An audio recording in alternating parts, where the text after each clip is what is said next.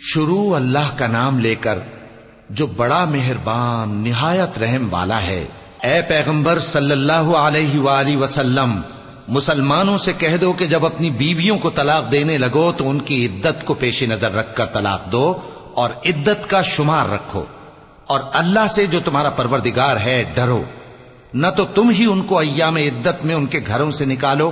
اور نہ وہ خود ہی نکلیں، ہاں اگر وہ کھلی بے حیائی کریں تو اور بات ہے،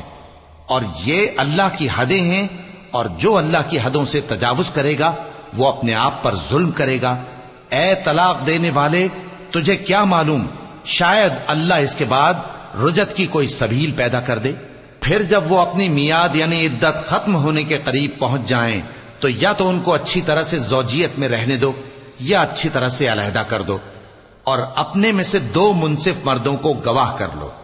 اور اے گواہو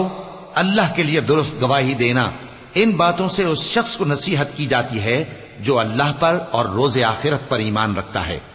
اور جو کوئی اللہ سے ڈرے گا وہ اس کے لیے رنج و غم سے نجات کی صورت پیدا کر دے گا، اور اس کو ایسی جگہ سے رزق دے گا جہاں سے اس کو وہم و گمان بھی نہ ہو، اور جو اللہ پر بھروسہ رکھے گا تو وہ اس کے لیے کافی ہوگا۔ اللہ اپنے کام کو جو وہ کرنا چاہتا ہے پورا کر دیتا ہے۔ اللہ نے ہر چیز کا اندازہ مقرر کر رکھا ہے۔